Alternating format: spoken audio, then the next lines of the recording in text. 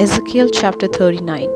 The sovereign Lord said, Mortal men, denounce Gog, the chief ruler of the nations of Meshech and Tubal, and tell him that I am his enemy. I will turn him in a new direction and lead him out for the far north until he comes to the mountains of Israel.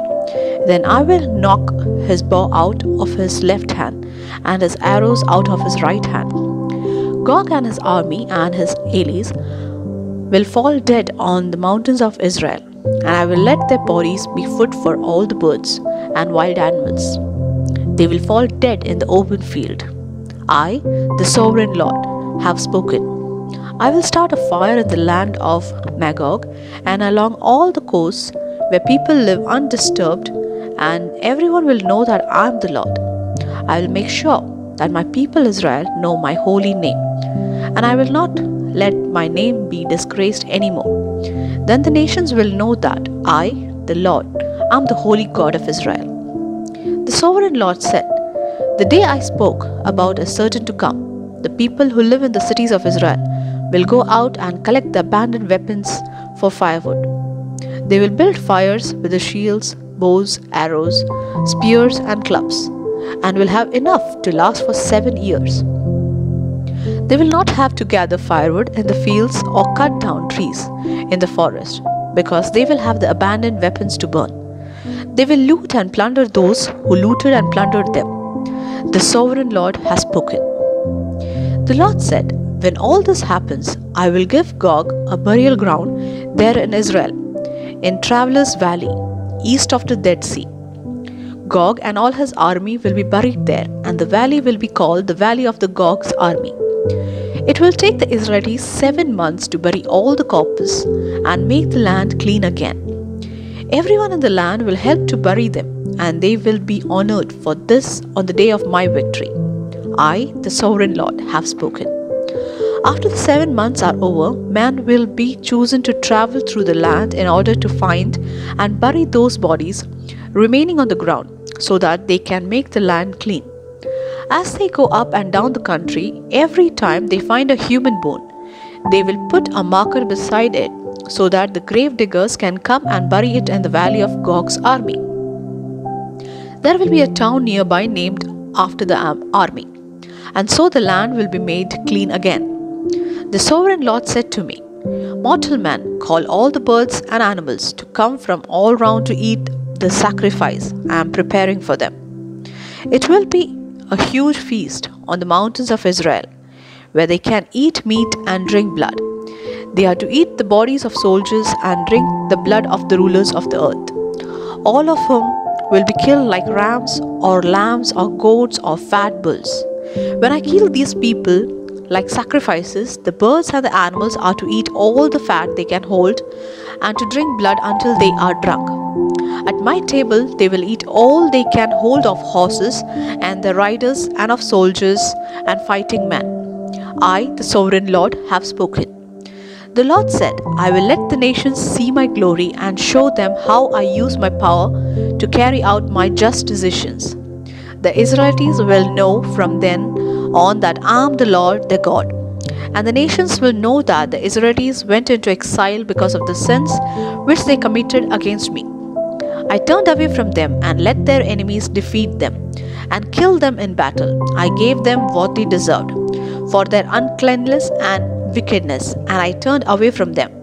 The sovereign Lord said, But now I will be merciful to Jacob's descendants, the people of Israel, and make them prosperous again.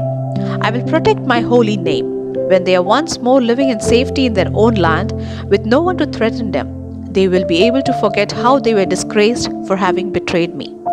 In order to show the many nations that I am holy, I will bring my people back from all the countries where their enemies live. Then my people will know that I am the Lord their God. They will know this because I sent them into captivity and now gather them and bring them back into their own land, not leaving even one of them behind. I will pour out my spirit on the people of Israel and never again turn away from them. I, the sovereign Lord, have spoken. Ezekiel chapter 40. It was the 10th day of the new year, which was the 25th year. after we had been taken into exile, and the 14th year after Jerusalem was captured. On that day I felt the powerful presence of the Lord, and he carried me away. In a vision, God took me to the land of Israel and put me on a high mountain.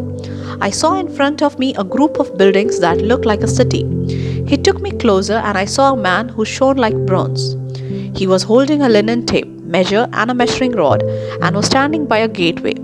He said to me, "Watch, mortal man, listen carefully, and pay close attention to everything I show you, because this is why you were brought here. You are to tell the people of Israel everything you see." What I saw was a temple, and there was a wall round it. The man took his measuring rod, which was 3 meters long, and measured the wall. It was 3 meters high and 3 meters thick. Then he went to the gateway that faced east. He went up the steps, and at the top he measured the entrance. It was 3 meters deep. Beyond it there was a passage which had 3 guard rooms on each side. Each of the rooms was square, 3 meters on each side, and the walls between them were 2.5 meters thick. Beyond the guard rooms there was a passage 3 meters long that led to an entrance room which faced the temple. He measured this room and found out it was 4 meters deep. It formed that end of the gateway which was nearest the temple, and at its far end the walls were 1 meter thick. These guard rooms on each side of the passage were all the same size, and the walls between them were all of the same thickness. Next, the man measured the width of the passage in the gateway. It was 6.5 meters altogether, and the space between the open gates was 5 meters. In front of each of the guard rooms there was a low wall 50 centimeters high and 50 centimeters thick. The rooms were 3 meters square. Then he measured the distance from the back wall of one room to the back wall of the room across the passage from it, and it was 12.5 meters. The room at the far end led out to a courtyard. He measured that room and found it was 10 meters wide. The total length of the gateway from the outside wall of the gate to the far side of the east was 25 meters. There were small openings in the outside walls of all the rooms and also in the inner walls between the rooms. There were palm trees carved on the inner walls that faced the passage. The man took me through the gateway into the courtyard. There were 30 rooms built against the outer wall, and in front of them there was an area paved with stones, which extended round the courtyard. This outer courtyard was at a lower level than the inner courtyard. There was a gateway at a higher level that led to the inner courtyard. The man measured the distance between the 2 gateways, and it was 50 meters. Then the man measured the gateway on the north side that led into the outer courtyard. The 3 guard rooms on each side of the passage, the walls between them, and the entrance room all had the same measurements as those on the east gateway. The total length of the gateway was 25 meters and the width 12.5 meters. The entrance room, the windows, and the carved palm trees were like those in the east gate. Here 7 steps led up to the gate, and the entrance room was at the end facing the courtyard. Across the courtyard from this north gateway was another gateway leading to the inner courtyard, just as there was on the east side. The man measured the distance between these 2 gateways, and it was 50 meters. Next, the man took me to the south side, and there we saw another gateway. He measured its inner wall and its entrance room, and they were the same as the others. There were windows in the rooms of this gateway, just as in the others. The total length of the gateway was 25 meters and the width 12.5 meters. 7 steps led up to it, and its entrance room was also at the end facing the courtyard. There were palm trees carved on the inner walls that faced the passage. Here too there was a gateway leading to the inner courtyard. The man measured the distance to its second gateway, and it was 50 meters. The man took me throughout the south gateway into the inner courtyard. He measured the gateway, and it was the same size as the gateways in the outer wall. Its guard rooms, its entrance room, and its inner walls were the same size as those in the other gateways. There were also windows in the rooms of this gateway. The total length was 25 meters and the width 12.5 meters. Its entrance room faced the other courtyard, and palm trees were carved on the walls along the passage. 8 steps led up to this gate. The man took me through the east gateway into the inner courtyard. He measured the gateway, and it was the same size as the others. Its guard rooms, its entrance room, and its inner walls measured the same as those in the other gateways. There were windows all round, and in the entrance room also. The total length was 25 meters and the width 12.5 meters. The entrance room faced the outer courtyard. Palm trees were carved on the walls along the passage. 8 steps led up to this gate. Then the man took me to the north gateway. He measured it, and it was the same size as the others. Like them, it also had guard rooms, decorated inner walls, an entrance room, and windows all round. Its total length was 25 meters and its width 12.5 meters. The entrance room faced the outer courtyard. Palm trees were carved on the walls along the passage. 8 steps led up to this gate. In the outer courtyard, there was an annex attached to the inner gateway on the north side. It opened into the entrance room that faced the courtyard, and there they washed the carcass of the animals to be burnt whole as sacrifices. In this entrance room, there were 4 tables, 2 on each side of the room. It was on these tables that they killed the animals to be offered as sacrifices, either to be burnt whole or to be sacrifices for sin or as repayment offerings. Outside the room, there were 4 similar tables, 2 on either side of the entrance of the north gate. Altogether, there were 8 tables on which animals to be sacrificed were killed, 4 inside the room and 4 out in the courtyard. The 4 tables used to prepare the offerings to be burnt whole were of cut stone.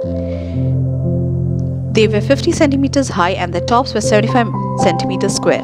All the equipment used in the killing the sacrificial animals was kept on these tables. Ledges 25 millimeters wide ran round the edge of the tables.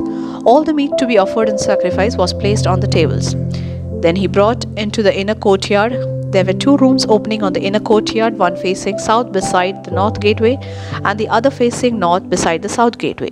The man told me that the room which faced south was for the priests who served in the temple, and the room which faced north was for the priests who served at the altar. All the priests are descended from Zadok. They are only members of the tribe of Levi who are permitted to go into the Lord's presence to serve him. The man measured the inner courtyard, and it was 50 meters square. The temple was on the west side, and in the front of it was an altar. Then he took me into the entrance room of the temple. He measured the entrance. It was 2.5 meters deep and 7 meters wide, with walls 1.5 meters thick on either side. Steps led up to the entrance room, which was 10 meters wide and 6 meters deep. There were 2 columns, one on each side of the entrance.